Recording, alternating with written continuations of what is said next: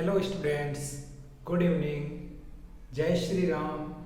माँ क्लासेस के online platform पर आप सभी का स्वागत है। आज अपन क्लास 10th में सामाजिक विज्ञान का भूगोल विषय का चैप्टर फर्स्ट संसाधन एवं विकास के बारे में पढ़ेंगे। संसाधन क्या है और विकास क्या है, एक एक टॉपिक करके अपन शुरुआत करेंगे। उससे पहले अगर आप इस चैनल पर नए हो तो चैनल को सब्सक्राइब जरूर करना। अगर आपको वीडियो पसंद आए, क्लास अच्छी लगे तो दोस्तों के साथ जरूर शेयर करना। ठीक है, आज अपन संसाधन के बारे में पढ़ेंगे। तो सबसे पहली चीज तो है संसाधन क्या है। संसाधन क्या है, संसाधन किसे कहते हैं या फिर संसाधन से क्या अभिप्राय है, ऐसा क्वेश्चन आपको मिलेगा। तो संसाधन वो चीज है जिसके द्वारा अपनी आवश्यकताओं की पूर्ति होती है। जिसके द्वारा अपनी आवश्यकताओं की क्या होती है, पूर्ति। हमारे पर्यावरण में उपलब्ध प्रत्येक वस्तु, हमारे पर्यावरण में उपलब्ध प्रत्येक वस्तु जो हमारी आवश्यकताओं को पूरा करने में प्रयुक्त की जाती है वो संसाधन कहलाती है। संसाधन की सीधी और शॉर्ट परिभाषा यही है।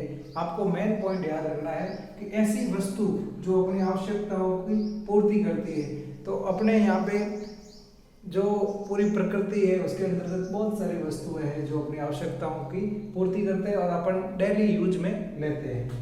संसाधन को बनाने के लिए प्रौद्योगिकी उपलब्ध है, यानी प्रकृति के अंतर्गत संसाधन विद्यमान है प्रचुर मात्रा में। वो है संसाधन प्राकृतिक रूप से, एक होता है मानव निर्मित। तो जो प्राकृतिक है और कृत्रिम है, दो चीजें हैं, उसको बनाने के लिए प्रौद्योगिकी उपलब्ध है, यानी प्रचुर मात्रा में जो पर्यावरण में उपलब्ध है उस संसाधन को, मतलब उस चीज को संसाधन के रूप में लाना, ये काम कर देगा प्रौद्योगिकी, मतलब टेक्निक, तकनीकी। ठीक है, संसाधन आर्थिक रूप से संभाव्य और सांस्कृतिक रूप से मान्य होने चाहिए, ये भी मेन पॉइंट है। यानी संसाधन आप किसको बोलोगे, संसाधन वो होगा जो आर्थिक रूप से संभाव्य यानी संभव होगा और सांस्कृतिक रूप से कैसा होना चाहिए, मान्य होना चाहिए। आर्थिक रूप से बोले तो आर्थिक रूप का मतलब ये होगा कि आप जिस संसाधन को खोज रहे हो, आप जिस संसाधन के बारे में देख रहे हो, वो संसाधन महंगा ज्यादा नहीं होना चाहिए, यानी जितना खर्चा उसके ऊपर लग रहा है उससे भी ज्यादा वो संसाधन महंगा होना चाहिए। उस प्रकार से तो होना चाहिए संभव। और सांस्कृतिक रूप से मान्य मतलब जो संस्कृति है जिसके अंतर्गत अपन सब रहते हैं, वो लोग इस चीज को मानना चाहिए कि हाँ ये संसाधन है। मानव स्वयं संसाधनों का महत्वपूर्ण हिस्सा है, मेन पॉइंट है।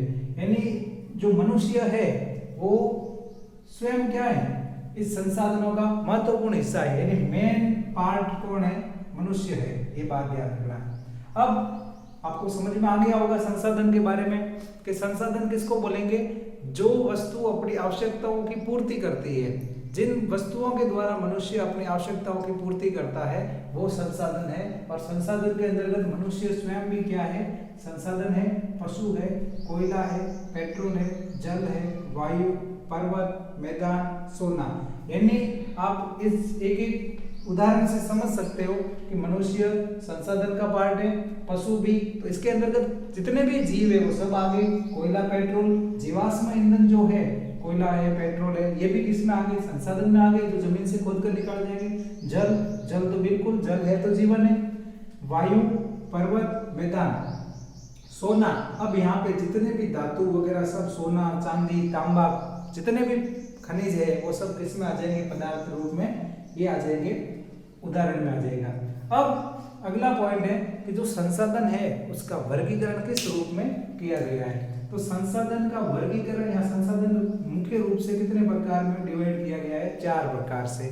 4 प्रकार से कैसे, तो देखो, एक तो है उत्पत्ति के आधार पर। उत्पत्ति के आधार पर संसाधन जैव है और अजैव है।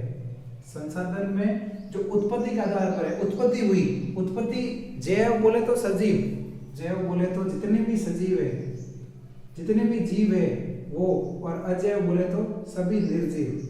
अब अपने जो ऊपर उदाहरण दिए हुए उसमें मनुष्य क्या है, जैव है। पशु क्या है, जैव है। कोयला पेट्रोल क्या हो गए, अजैव हो गए। जल अजैव में आ गया, ऐसे पर्वत मैदान भी अजैव में आ जाएंगे। तो जिसमें जीवन होता है वो जैव, जिसमें जीवन होता है सजीव, जीव सहित होगा, और निर्जीव बिना जीव के होगा, वो अजैव में आ जाएगा। समाप्यता के आधार पर, यानी समाप्त होने वाली चीजें और जो समाप्त नहीं होने वाली चीजें, तो नवीकरणीय और अनवीकरणीय दो डिवाइड के अंतर्गत उसको डिवाइड किया गया है, यानी दो भागों में बांटा है समाप्यता के आधार पर। फिर है स्वामित्व के आधार पर। स्वामित्व में व्यक्तिगत हो सकता है कोई चीज, सामुदायिक हो सकती है, राष्ट्रीय हो सकता है, अंतरराष्ट्रीय हो सकता है। व्यक्तिगत बोले तो आप कहते हो कि ये घर मेरा है। अब ये घर मेरा है मतलब वो आपका व्यक्तिगत हो गया, पर्सनल हो गया। मतलब इसमें सामुदायिक में क्या होगा कि जैसे कोई आप गांव में जाते हो तो देखा होगा सामुदायिक स्वास्थ्य केंद्र। तो सामुदायिक स्वास्थ्य केंद्र का मतलब क्या हो गया कि वहां पे ये सार्वजनिक है। आप हॉस्पिटल, रेलवे स्टेशन जहाँ पे भी जाते हो तो ये सब कैसे है, सामुदायिक है। राष्ट्रीय में कैसे हो गया, जैसे आपने देखा होगा हमारा राष्ट्रीय वृक्ष कौन सा है, राष्ट्रीय क्या नाम, राष्ट्रीय बोले तो इसके अंदर जैसे अपना राष्ट्रीय ध्वज कौन सा है, तिरंगा है। तो राष्ट्र की चीजें जो भी है वो राष्ट्रीय हो जाएगी। और वहां पे स्वामित्व के आधार पर ऐसे डिवाइड किया गया, इस पर किसी का स्वामित्व नहीं। स्वामित्व के अंतर्गत जैसे यहाँ पे आ गया व्यक्तिगत, ये खुद का है, ये यहाँ पे सभी का, मतलब जितने भी लोग हैं वो सब यूज कर सकते हैं वो चीज को, ठीक है। और राष्ट्रीय हो गया। अंतरराष्ट्रीय बोला तो अंतरराष्ट्रीय के अंतर्गत जो राष्ट्र से भी बाहर है वो अंतरराष्ट्रीय हो जाएगा। इधर बोल दिया नेशनल, इधर बोल दिया इंटरनेशनल, ये ध्यान रखना। विकास स्तर के आधार पर, यानी जो विकास का स्तर हुआ है उसके आधार पर कैसे, संभावित। जैसे कोई एक जगह है, पूरा क्षेत्र है, और वहां पे देखते हैं कि भाई अब यहाँ पे क्या चीज पता कर सकते हैं, जैसे सोना, चांदी, तांबा क्या निकल रहा है, तो संभावना होती है। यहाँ पे क्या होती है, संभावना। दूसरा होता है विकसित भंडार, यानी जब उस चीज को खोदा गया, वहां पे जब चीज निकाली गई तो उसमें ये मिला कि यहाँ पे विकसित भंडार है, बहुत सारा विशाल भंडार है, वो समझ सकते हैं। और संचित कोष, संचित कोष के अंतर्गत क्या आ जाएंगे, जिसकी लिमिटेड होगा, अनलिमिटेड नहीं, कुछ लिमिटेड के अंदर होगा, यानी उसकी कुछ मात्रा बताई जा रही है कि यहाँ पे ये संसाधन मिल सकता है। तो आज अपना टॉपिक था संसाधन एवं विकास के अंतर्गत संसाधन क्या है, संसाधन किसे कहते हैं, संसाधन से क्या अभिप्राय। इन प्रश्नों का उत्तर आपको यहाँ से मिल जाएगा। और उदाहरण हो गया, उसके बाद वर्गीकरण हो गया 4 डिवाइड के अंतर्गत, उत्पत्ति के आधार पर, समाप्यता के आधार पर, स्वामित्व के आधार पर और विकास स्तर के आधार पर। वापस याद भी कर सकते हो, उत्पत्ति के आधार पर जैव अजैव, समाप्यता के आधार पर नवीकरणीय अनवीकरणीय, स्वामित्व के आधार पर व्यक्तिगत, सामुदायिक, राष्ट्रीय, अंतरराष्ट्रीय हो जाएगा। विकास स्तर के आधार पर हो जाएगा संभावी, विकसित भंडार और संचित कोष। नेक्स्ट क्लास में इसी संसाधन एवं विकास को लेकर आएंगे। धन्यवाद, जय हिंद।